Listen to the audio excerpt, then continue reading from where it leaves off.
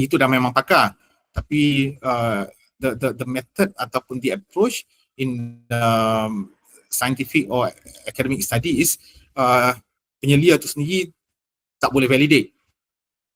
You have to refer to another person, mungkin bawah sedikit daripada dia walaupun dia dah pakar dalam bidang tersebut. You have to refer to another person to validate your questionnaire. Another example, katakanlah dalam bidang wakaf, kita ada Prof. Dr. Siti Masyitah. Dia memang the person yang akan to be referred to, bukan di UM saja, di seluruh Malaysia. Apa-apa berkaitan dengan perundangan wakaf, orang refer kepada Dr. Masyitah. Tapi bila if you are her supervisor, buat soalan ataupun buat kajian berkenaan dengan ataupun yang ada kaitan dengan soal selidik, dan your sama ada temu bual ataupun soal selidik tersebut must be validated by a third party. Dia boleh cadangkanlah mana-mana pensyarah sama ada dalam UM ataupun pakar di luar UC Melaya untuk validate the questions. After that, you will formalize your question, make a pilot test and analyze the result. Daripada situ kita betulkan balik soal selidik tu kalau ada sebarang kesilapan ataupun benda yang rasanya perlu diut to the real or the expected respondents. Yang ni saya skip. Kaedah pengumpulan data ini pun dah tak valid, dah agak obsolete. By verbal, telefon tak ada buat dah sekarang ni, walaupun kadang-kadang masih ada. Musim pilihan raya kadang-kadang in the eve of pilihan raya or mengundi tu, kadang-kadang ada orang call balik kampung mengundi siapa. Masih ada lagi, ataupun by WhatsApp masih ada, tapi yang paling banyak adalah soal selidik, and that one will be used in apa yang kita sedang bincangkan sekarang ini. Okay.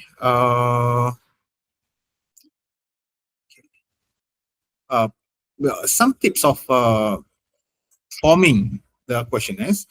One is the questionnaire must answer the objective of the research or the research objectives. Mesti jawab persoalan kajian ataupun objektif kajian. Kalau tidak menjawab persoalan ataupun tak memenuhi objektif kajian, then it should not be asked. Kalau nak tanya boleh, tapi yang tu akan pergi kepada analisis yang lain yang tak berkaitan dengan kajian kita. Mungkin kita standby alang-alang tanya because you are asking anyway, asking anyhow, you're going to ask. So just put whatever you want to ask, but it should not be too long, because the drawback will be the respondents will hesitate to answer or to complete the questionnaire. Penterjemahan objektif kepada senarai pemulih ubah telah pun disebutkan tadi, to translate that pemulih ubah to questions and to susun, sort or arrange the questions based on the variables being studied, determine whether it is going to be a soalan tunggal or single question or sekumpulan soalan or composite items. Soalan tunggal ni contoh macam umur. Kita nak tanya umur seseorang, we just ask age, just put a blank there, then we'll know from the answer the age of that respondent. But when you want to ask when you want to obtain apa yang kita sebut sekarang, kalau dalam analisis SAM contohnya, kita sebut sebagai latent variable, pemboleh ubah tersembunyi. That cannot be, macam tadilah, keberagamaan ataupun religiosity is not detectable, it is not obvious. It must be gauged through other items or other variables. Jadi dalam bentuk macam tu kita akan gabungkan soalan-soalan tertentu untuk membentuk pemboleh ubah yang ingin kita bentuk. Can be answered easily, carry the same meaning for all respondent. Okay, contoh yang ini, katakan kalau kita bagi jawapan, example, if you put, bila kita tanya pendapatan, and then either you put RM berapa, kan? RM berapa. This is quite vague actually. Sebab apa? Boleh jadi pendapatan monthly, it can be yearly, It can be even to a certain extent weekly ataupun harian dalam kes tertentu. And it can also be gross ataupun bersih. Pendapatan kasar, pendapatan bersih. It can also mean pendapatan household or individual. Household combined or individual. Jadi you must make it clear when you ask, for example, your income, what kind of income? Monthly income, number one. Gross or net income, number two. Household or individual income, number three. So you put that instead of pendapatan or instead of income, you may put monthly, net, individual income. That will be more accurate as opposed to just income, one word. Okay, that's membawa makna yang sama bagi semua responden, because what some respondent will, okay, ini pendapatan individu, ini pendapatan bulanan, ini pendapatan tahunan, and so on and so forth. Mempunyai daya pendorong supaya responden sanggup menjawabnya. This is just a tip. Must be must have something that or some feature that will help the respondent to answer the question. For example, if you put an open-ended pendapat ataupun pendapat tuan berkenaan blah blah blah blah, then you put someone your opinion towards this issue. Someone or some people may find it easy to answer, but for most of the people they want banyak kerja lah. I have other things to do. I'm not going to answer this. So if you are expecting just one or two answers from those who are interested in answering or in responding to that, then be it, jawablah, letakkan.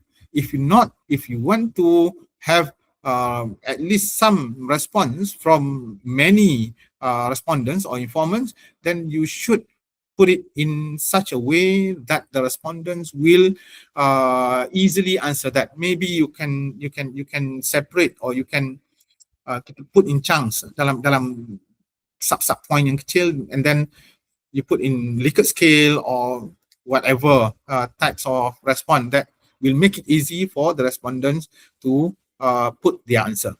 Soalan yang dikemukakan mestilah munasabah, tidak terlalu tebal, not too long, and not two variables involved.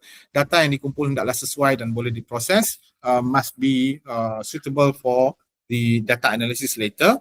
And number 7, this is quite important actually, elakkan menggabungkan soalan menjadi satu.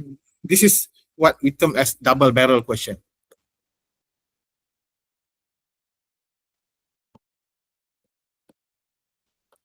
Or 2 or 3 questions in one statement. Okay. Contohnya, for example, this item is useful and beautiful, or is useful and apa dia lagi, whatever attribute, beautiful for example. Is it what attribute are you going to ask, or do you want to ask here? Is it the usefulness or the beauty of that item?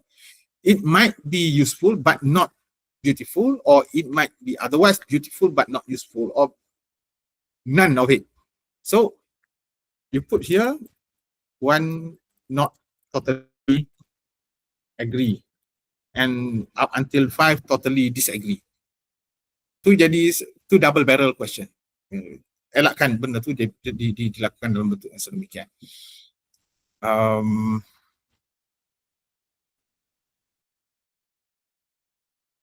Okay, these are some mistakes done using questionnaire. For example, wrong respondents. Research on zakah on salary, respondennya farmers. Okay. No salary being obtained by farmers. Wrong questions. Research on dakwah among Chinese. Question, what is dakwah based on definition and concept? Ni macam soalan periksa. Okay. No dedicated chapter or methodology. I mentioned in chapter 3 or chapter 4, which will you will boleh tengok contoh-contoh. You can look at the examples in the library, good examples, especially when you refer to thesis or dissertations yang agak barulah, 2020 ke atas ataupun 2010 pun dah ada membuat macam tu. Wrong objective to investigate behavior of Muslims towards payment of debt. Questionnya adalah understanding of debt. Ini sesuatu yang tak menjawab persoalan. Unless, as I mentioned, kalau kita ada, if we have intention to, for example, this is just for your PhD, but later I want to write another article based on understanding of debt among the respondents. Okay, yang ni rasanya dah I've mentioned all of this before. A quick example of religiosity.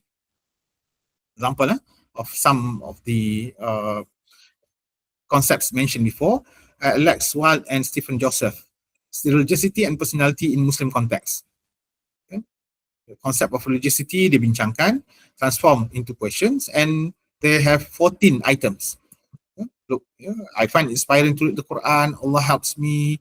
Saying my prayers helps me a lot, and so on and so forth. I observe my daily prayers in the mosque. Di semua ni akan jawapan dia sama ada the answers or the responses may be put in Likert scale. Totally agree, totally disagree. And how do you calculate that? Usually, in this kind of situation, we will be putting or assigning numbers. Okay. Contohnya, for example, we will put 5 untuk totally agree and 1 totally disagree. Okay. The 3 here is neutral.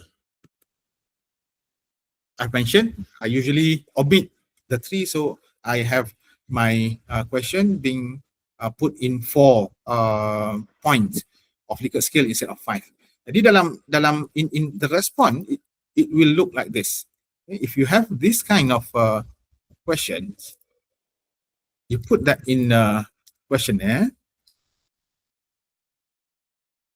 Okay, you will have macam ni, and untuk soalan ni ataupun dia akan jawapan dia from totally agree, assuming we have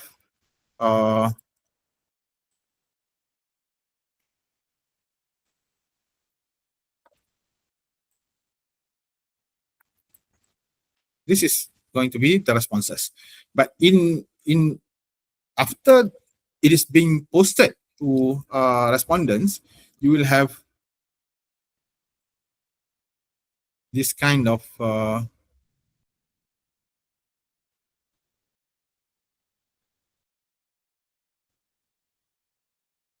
responses, ataupun bila translate kepada Google Sheet, dia akan jadi macam ni.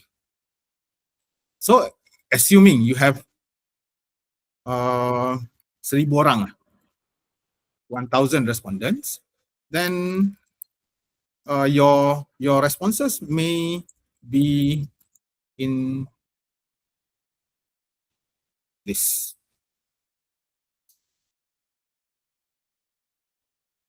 Okay. Dia bentuk macam ni. So daripada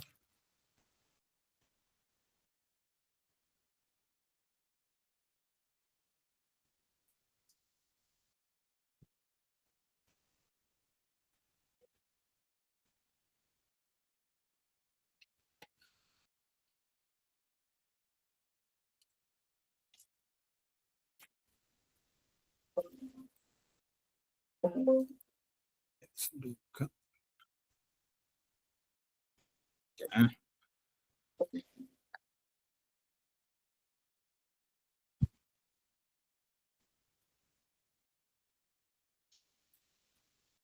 Okay.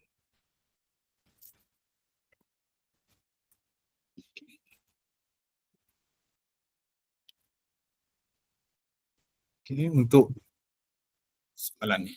Soalan tu boleh jadi ini.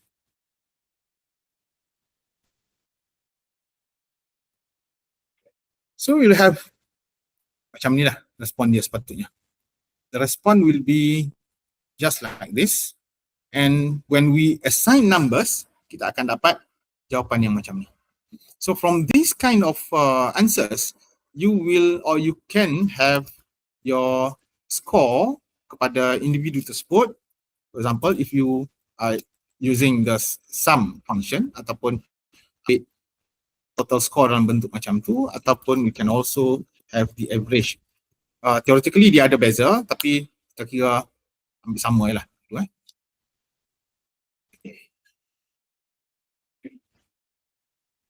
So if we have this, kita akan dapat untuk individu yang pertama skor dia 3.28. Second individual religiosity score is 3. Individual number 3, 3.2 and so on and so forth. Jadi daripada situ kita boleh gauge. Kita boleh kata, okay, individual number one is more religious based on our scale as opposed or as compared to individual number 2, as opposed to individual number 4 or individual number 8 and so on and so forth. Jadi itu yang kita boleh lakukan. If, for example, if we add another variable over here, katakan kita lihat lelaki perempuan, okay, just katakan 2 tu perempuan and 1 is lelaki, we can put it here.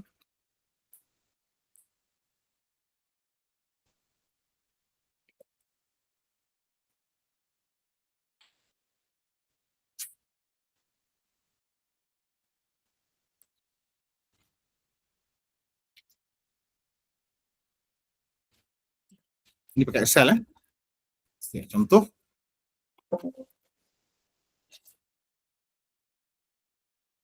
Ada division by 0.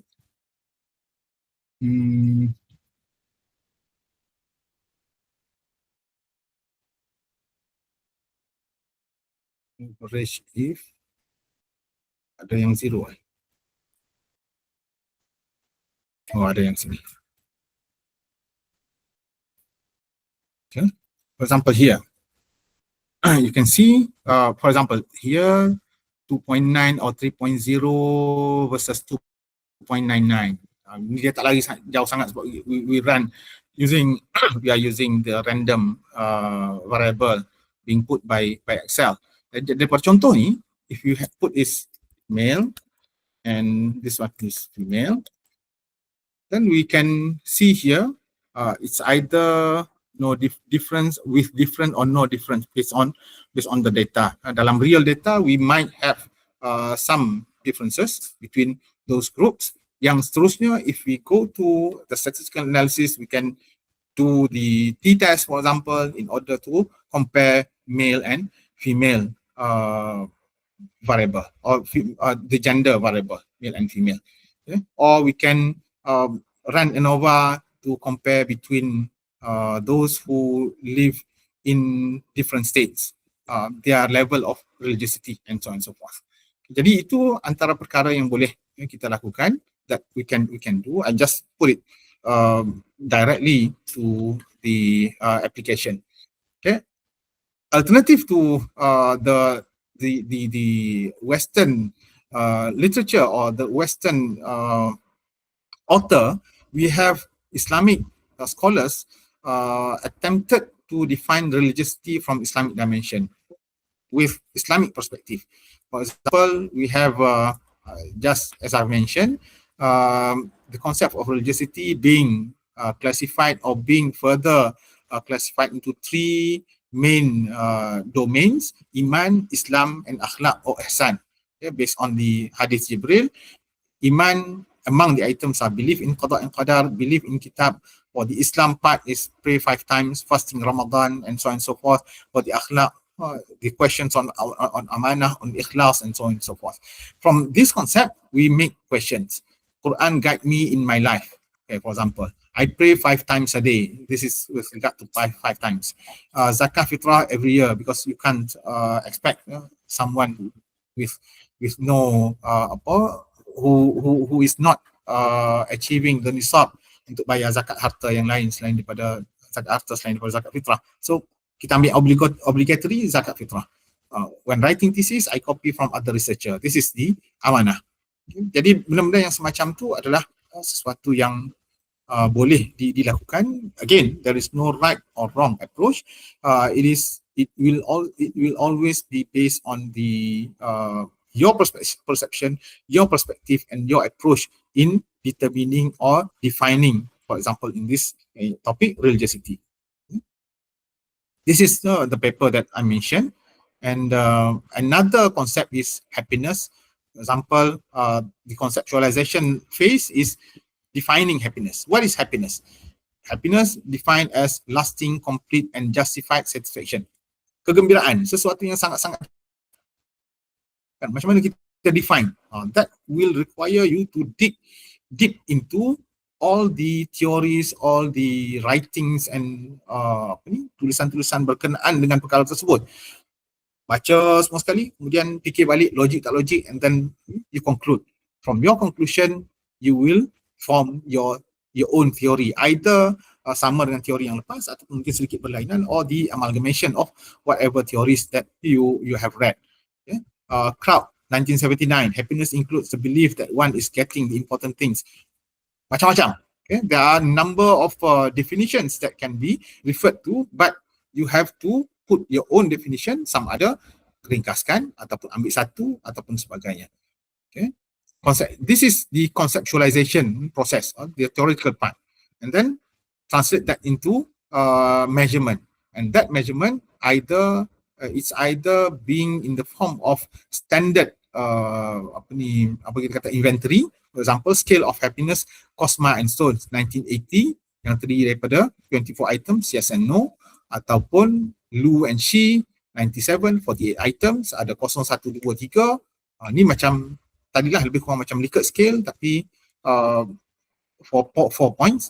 Hills and Argyle, 2002, 29 items, Likert 1 hingga 6. Kalau kita lihat, Likert usually or originally 5. From totally agree to totally disagree. The center one is neither agree nor disagree or neutral. But in certain situation, we can expand that to 7. 7 means that in Malay, we put sangat setuju, setuju, agak setuju, tidak pasti, agak tidak setuju dan sangat tidak setuju. In English, it will be totally disagree, totally agree, agree, slightly agree, neutral or neither agree nor disagree, slightly disagree, disagree, and totally disagree. Kalau jadi 6. If you 7, okay? If you remove the center one, the number 3, then you will end up with 6. If you want to have the 5 original, if you move the third point, you will end up with 4. Okay, itu Likert scale yang biasa. Okay? Tapi standard Likert scale ini pun ada khilaf, ada perbincangan. Patut 6, patut genap ke patut ganjil? Okay? Should it be odd numbers or even numbers? 6 or 7 or 5 or 4? That one will be never ending discussion between the experts in the scale formation. Okay, ni contoh-contoh yang lain yang ada that you can refer to. All these are the contoh bagaimana questionnaire itu develop. Yang lain sebenarnya saya nak skip ke bahagian, you can go to lain-lain tu ada contoh-contoh. Okay, 4 levels of measurement, sedikit dah lewat sebenarnya, kita ada lebih setengah jam. 4 levels of measurement, we have remember when I say we have variables, for example, age is a variable, religiosity is another variable, marriage status is one variable, gender is one variable, where do you live, urban or suburban is another variables. The response for those variables will be attributes. Okay? And those variables and attributes will determine. And we have theoretically at least 4 levels of measurement. nominal, ordinal, interval, and ratio. A quick glance of what do all this mean is number one, nominal level. Nominal level is a scale that use a figure or a number just to represent the categories of those variables. For example, gender, race, bangsa, warna, colors, and so on and so forth. Gender, for example, you can assign 1 to male, 2 to female, or 1 to female, 2 to male. There is no issue of assigning whatever number to whichever gender. You can assign 1,000 to female, 1,001 to male. Tak ada issue, no issue on that. Okay, but usually 1 and 2, male and female. The one that I've shown to you, this one. Okay, for example, this is 1 female, 2 female. Bukan nak kata male tu lebih baik, tidak. There is no meaning on that. Okay? So in nominal sense or nominal level of measurement, there is no meaning to the number.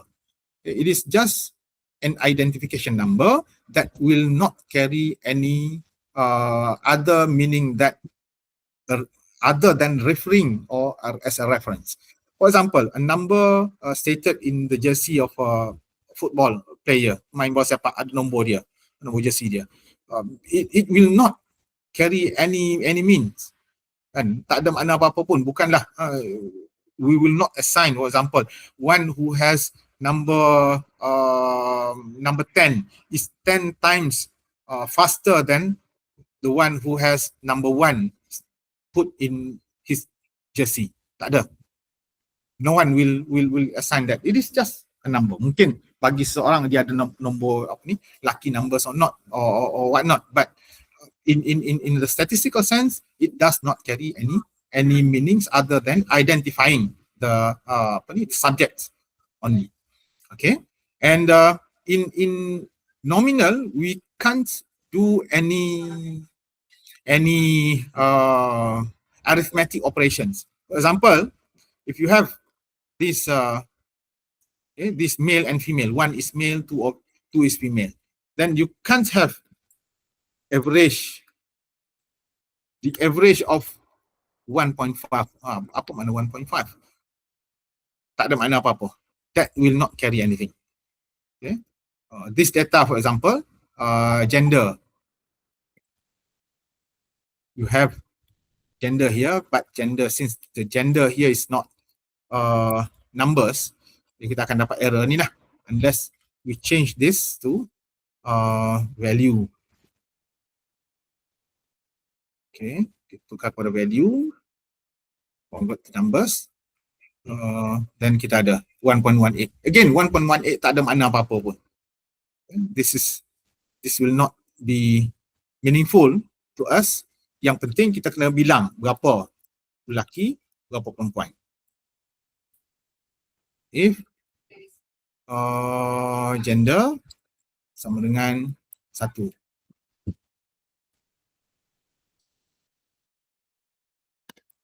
Okay, 1,400 atau 14,000, sorry, 14,000, 14 orang. Okay. Kalau yang ni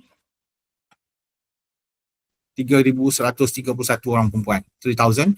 That's the only thing that we can do with nominal. Other than that, maybe percentage lah. We have the summation, and we have this over this. Okay. And then you can format that to percentage. Itu je lah yang kita boleh buat. 81.74% is male, and the rest 18.26 is are females. Okay. That's the only thing that we can do with nominal level. Okay. Second is ordinal. Ordinal, we can assign number 1, 2, 3, 4, 5, 6, and so on and so forth. But number one, the number will serve as the identification. Yes. But more than that, it carry another meaning, which is more. The larger number will carry certain meaning, which will carry more attributes to a certain extent than the smaller number. For example, Likert scale. Likert scale usually we put 5 to totally agree and 1 to totally disagree. Itu ordinal. Okay. Jadi tahap ni adalah ordinal. So it is just numbers. It is just numbers, or they are just numbers. Can be used for identification purpose, and the larger means better attribute or more positive attribute as opposed to the smaller numbers. Okay. Ordinal. Okay. Sela dan nisbah. Okay. Sela in English is interval and ratio. Interval and ratio. This scale involves data that can be sorted, can be arranged in such a way, increasing or decreasing. The data can be added, subtracted, boleh didarab, multiplied with each other, and so on and so forth. So we can do any arithmetic operations with sela and nisbah, with interval and ratio level. For example, age, kita boleh dapat umur purata. CGPA, kita boleh dapat CGPA purata. But CGPA purata pun ada kelemahan dia. Not necessarily CGPA, contohnya, for example, a group of students got 3 point ataupun 4 CGPA. Another group of students 2 CGPA. It is not necessarily, and it is not accurate to say that those who obtain 4.0 are twice as cerdik lah, twice as clever or twice as good as compared to those who obtain 2.0. Okay? No, it is walaupun dalam bentuk kita boleh tambah, sebab CGPA actually at the ordinal level, dia bukan sela nisbah. Dia boleh jadi benda tu dianggap macam sela nisbah. It has certain attribute of interval ratio, but with certain limitations. It is not like macam suhu, macam umur, macam pendapatan, itu pure sela dan nisbah. Okay. Sela nisbah ni ataupun interval and ratio, the difference between both are or is only the location of zero. It's either arbitrary in interval and absolute in ratio numbers. Okay. For example, suhu or temperature 0 degree Celsius is 32 degree Fahrenheit. So 0 there is arbitrary and it is considered as interval and not ratio. Kalau Kelvin contohnya, yang tu dia jadi nisbah, sebab 0 tu adalah absolute. Okay, interval ratio, okay, yang lain tu rasanya tidak ada rekod.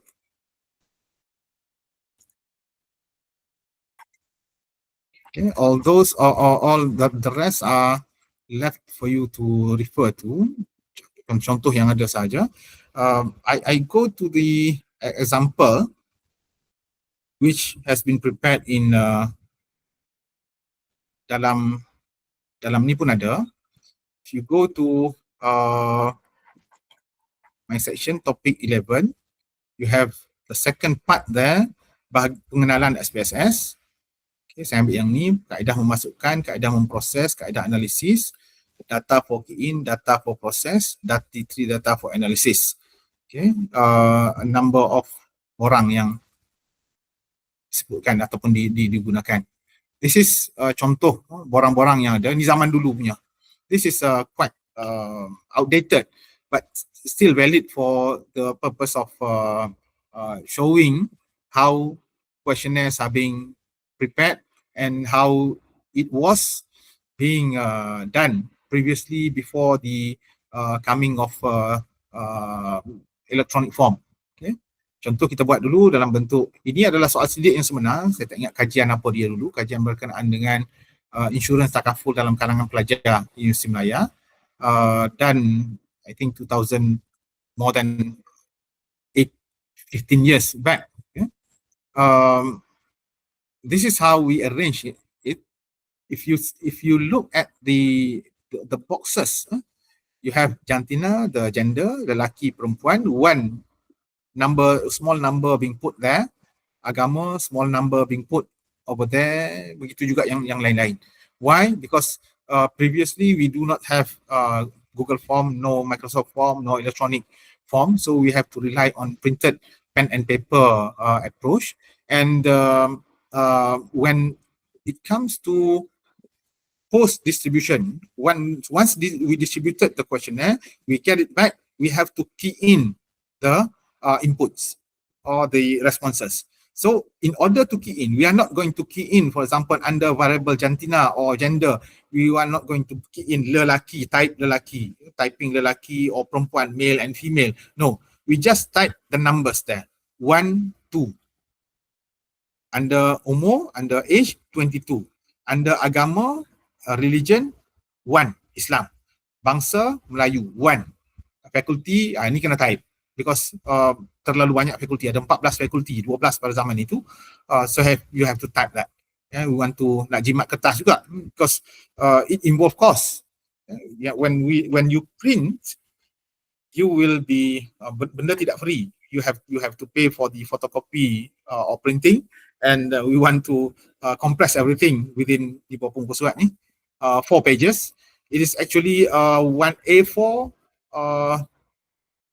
folded, so you have like A5, okay? A5 booklet. It is just like A5 booklet. Sebab projek pun tak ada duit sangat, kita buat dalam bentuk yang sejimat yang kita boleh buat. Okay?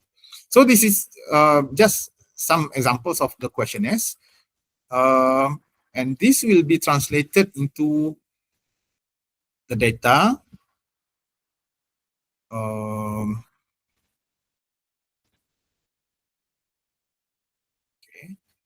D1, saya buka terus lah.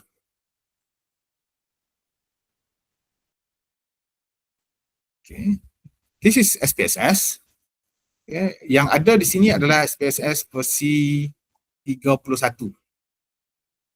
This is version 31, which I'm not sure for the students, but staff, as staff, we can download this from UM server. Student saya tak pasti boleh atau tidak, kena check dalam portal pelajar masing-masing, mungkin boleh. Kalau tidak, you can bagi yang nak cuba tu boleh lah, try the 14 days trial. Kalau tidak pun boleh pergi ke Makmal. Kalau di API, in API we have our computer lab. I think this application or this software is available dalam mana-mana komputer yang ada. Kalau tidak boleh download, ataupun kalau tidak boleh datang jumpa saya lah in my department in order for me to assist in downloading the software.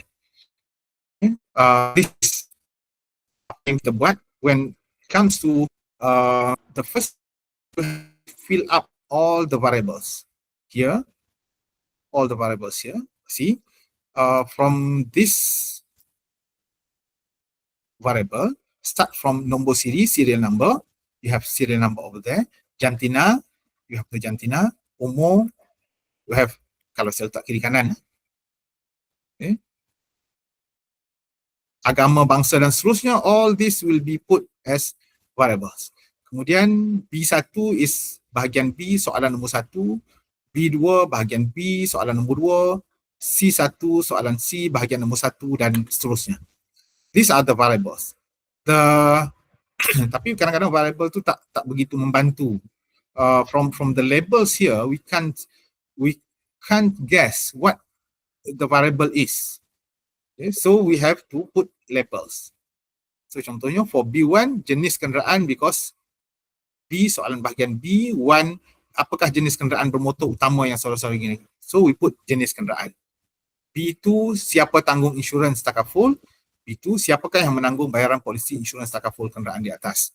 Okay. C22AA, this is C, soalan nombor 2, soalan yang kedua, dan C22A yang ni, C22A dan A. Kenapa dia dibuat macam ni? Because we have in this section or this question, the respondent can tick more than one. So each question, each option or each response will be one variable, as opposed to yang ni dia tanda satu saja, each variable ataupun each jantina ni hanya satu variable. Lelaki perempuan tu akan jadi values yang dijawab kat sini.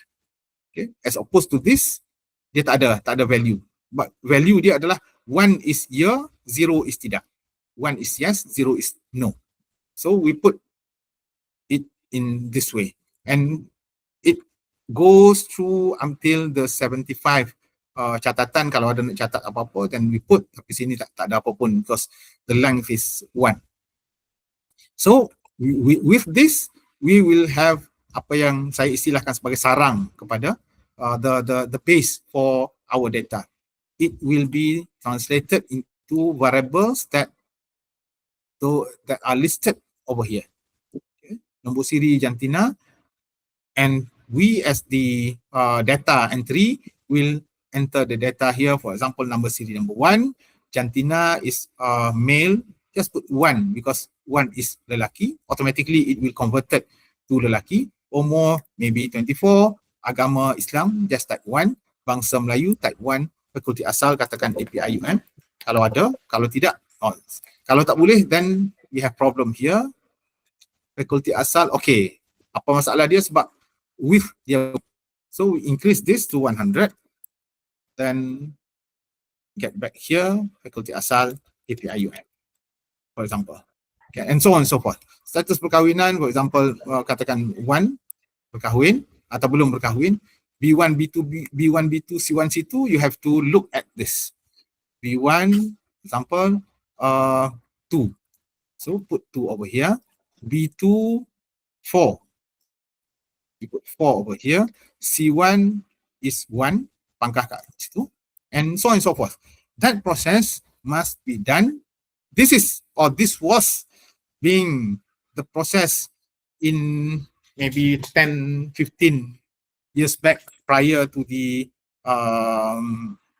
Google form, all the electronic forms. Kita kena buat dalam bentuk macam ni, satu. And bayangkan, you just imagine if you have 1,000 respondent, and this is a very simple questionnaire, 4 pages, yet you have 75 variables, more than 70 variables. Imagine if your questionnaire is 10 pages, then boleh bayang lah.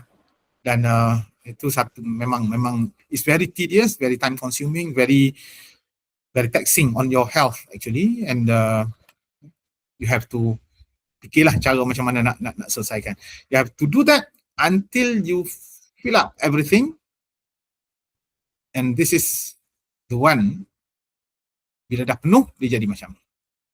This is an example of I think more than 670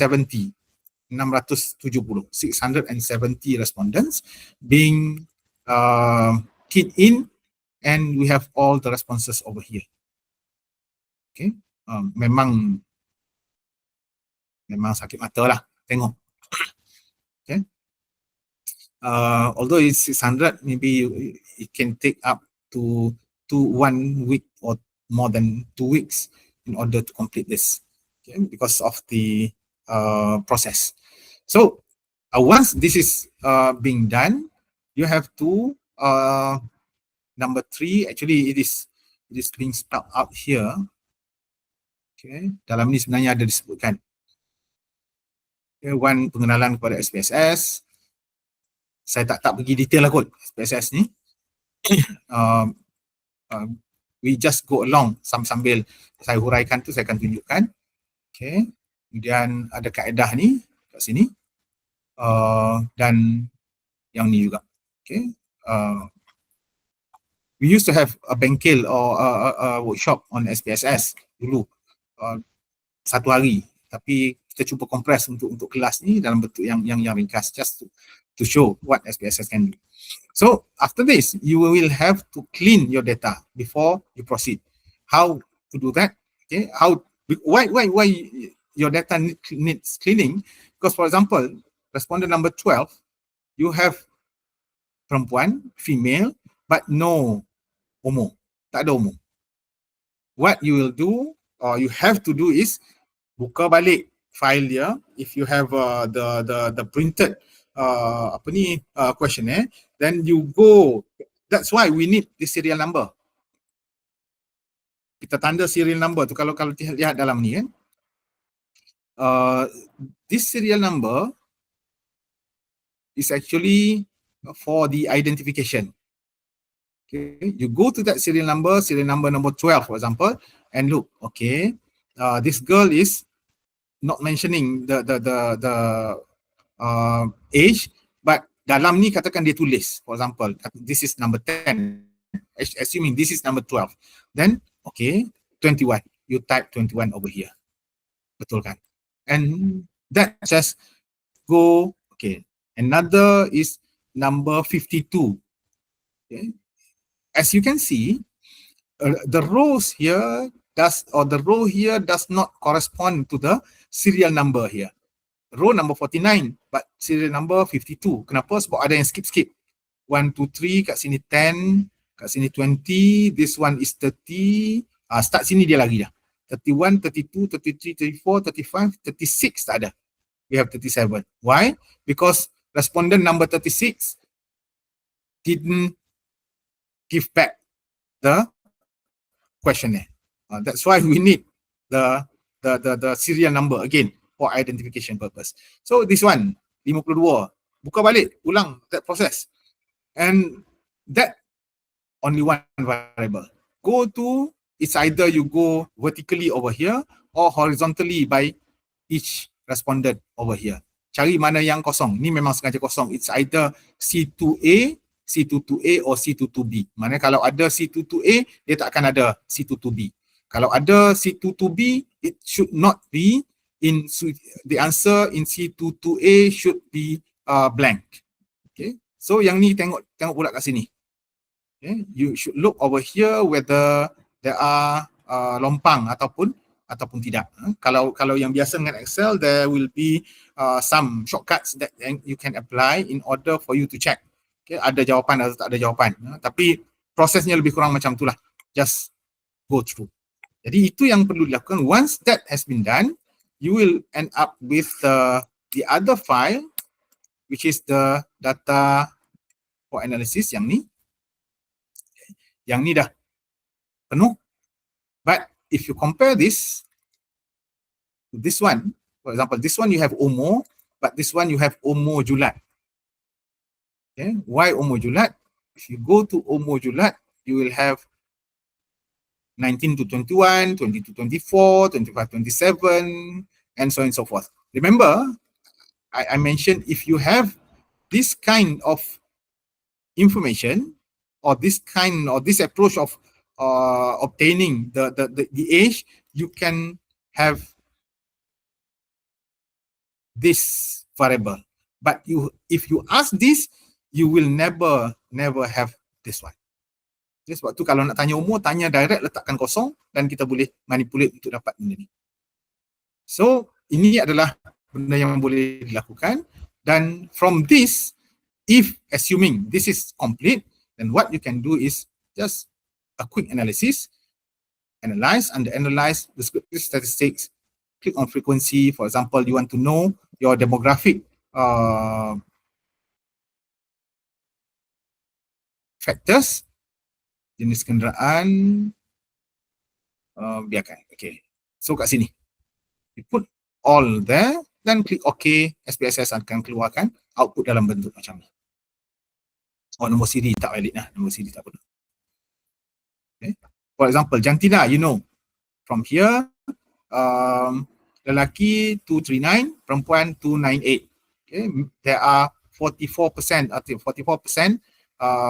male and 56 or 55.5 females. Okay. In terms of umur or age, 19, the range is between 19 and 39, with the majority 20 and 22, 21 and 22, 128 and 137. When we collapse that, we have this one, and this is the report. Agama for the religion, Islam 330, Buddha 125, Hindu 31. The percentage is being listed here respectively, and also other outputs. Jadi itu antara output basic yang kita boleh lakukan. Other than that, okay, kita boleh, for example, we know from this source lidik, okay, pandangan saya, okay, let's focus on row 30 up until 41. Pandangan saya tentang insurans takaful menawarkan bayaran premium yang lebih rendah.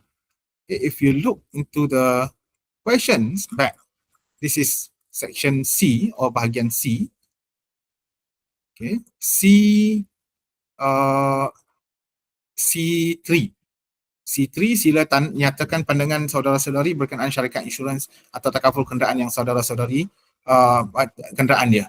Menawarkan premium yang lebih rendah, syarikat yang terkenal, memiliki dana keuangan kukuh dan sebagainya. From sangat tidak setuju to sangat setuju, from 1 to 6, and these are the responses for this respective respondent. And the rest can be from C301, C312, we can look over here, C301 here until C312. Okay, here. Okay, what we can do here is, for example, we can have a score or we can compute scores, which will be under transform, compute variables. Ini bukan kelas untuk SPSS, just nak tunjuk apa yang boleh dibuat. Okay, score perspektif ataupun perspektif score. Okay, which is the average ataupun mean. Kalau tak ingat, dalam SPSS kita boleh cari kat sini. Okay, dia ada mean. Okay, so click mean dan dia tanya variable apa. Okay, we can list the variable. Contohnya daripada C3 tadi, C301, C302, C303, dan seterusnya, ataupun just to cut short, C301 to C312. Boleh juga. Then klik OK. Di hujung nanti, we will have another variable yang baru, perspective score. Okay, this is perspective score. So person number one, the score is 4.67, which will be, kalau kita translate, because our variable or our responses is between 1 to 6. So the nearer it is to 6, the more positive it is. The nearer or the lower it is, for example, dekat-dekat dengan 1 ataupun 2, the more negative their perception towards ataupun their perception towards their company, insurance or takaful company. So when we have that, we can have the overall, for example, analyze, descriptive, frequency, just reset everything, ambil variable perspective score tadi tu, and we are not going to have the listing, tak nak, ambil statistics, pergi ke mean and sum, for example, standard deviation, continue, matikan display frequency variables, click OK, and we will have this. Okay, so the statistics is, the mean is 4.2, which is quite positive, because 4 is 4 tu kan positif, 1, 2, 3 negatif, 4, 5, 6 positif, tapi tak terlalu tinggi. Standard deviation 0.4, and this is summation. Okay, if you want to compare between male and female, which one is more positive, has which one or which gender has more positive perspective towards their insurance or takaful company, you can do, for example, under the compare means, okay, independent sample t-test. The grouping variable is Gentina 1 and 2 for male and female, and the test variable will be the perspective score. If you want to have another parameter, then just set it, okay, dan kita akan dapat kat sini. For example, here we have in independent sample t-test, perspective score for male, okay, sini jadual ni, this one. For male, it is 4.26, female 4.25. Kat sini pun kita from this we have an intuition that there will be no difference. So we go to the t-test.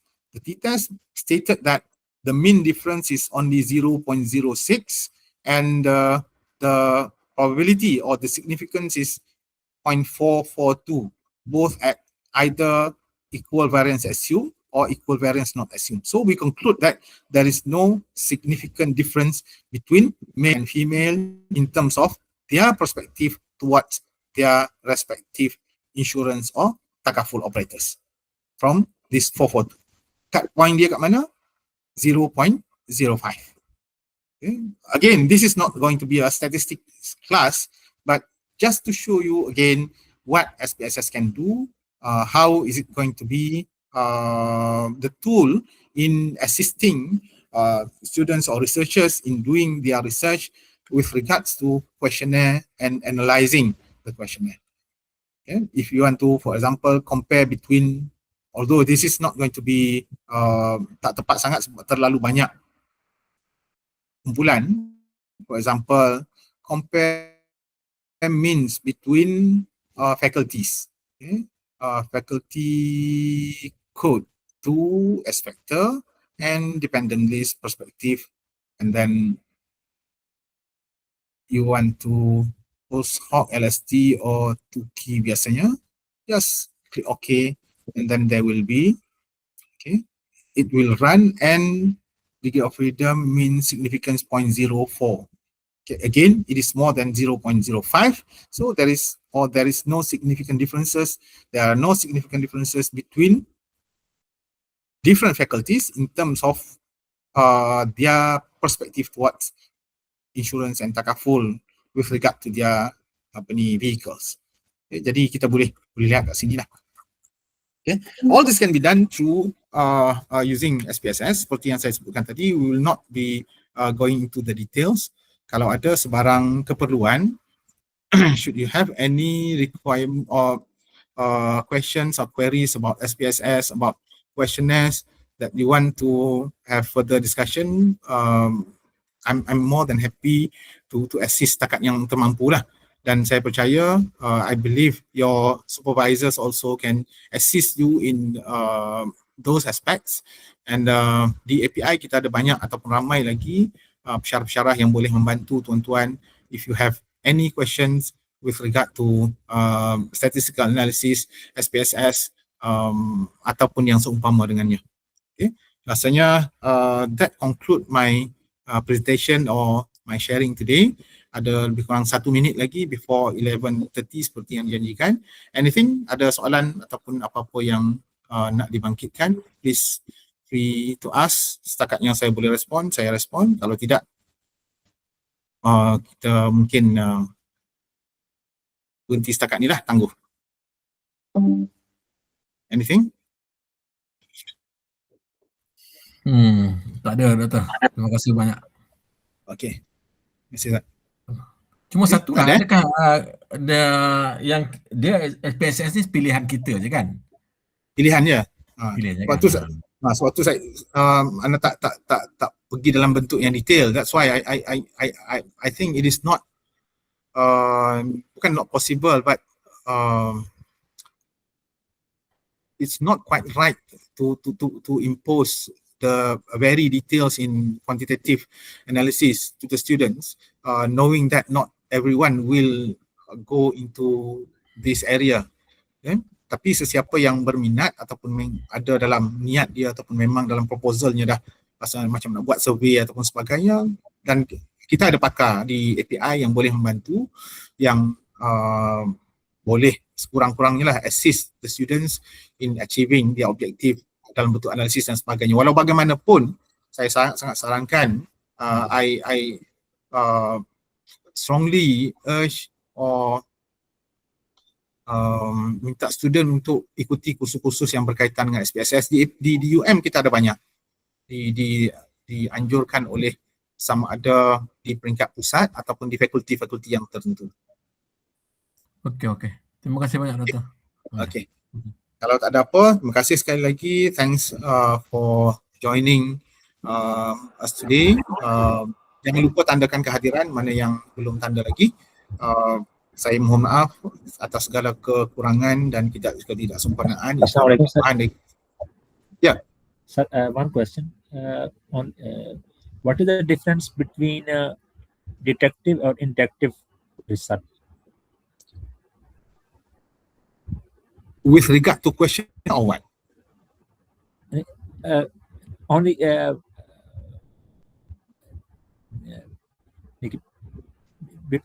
between my research proposal related to qualitative research. Okay. So what is the difference in Arabic, detective and inductive? Istiqra'i and istinbati. What is the istiqra'i and istinbati? Naam. Istiqra'i detective, Istinbati deductive. detective istinbati, Istinbati. and inductive. If I'm not mistaken, betul kan kalau ada yang lebih tahu? Takut istilah saya pun salah.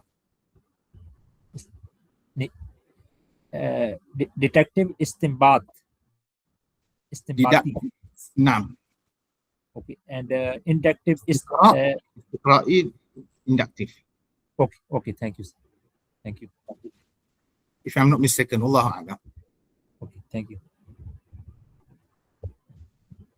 Okay, kalau tak ada apa, sekali lagi terima kasih. Thanks for being with us today, and I hope you gain something, at least as the introductory to the statistical analysis. Should you have any questions, please be free to come to my office in Jabatan Syariah Ekonomi dan Governance, and also you can consult your respective supervisors.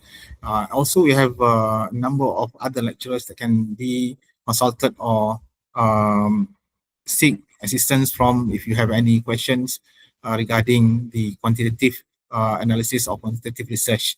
Okay, rasanya setakat itu sahaja. Aku qauli hadza wa astaghfirullahal azim. Assalamualaikum warahmatullahi wabarakatuh. Okay, thank you, Doktor. Terima kasih, Doktor. Thank you, Doktor. Selamat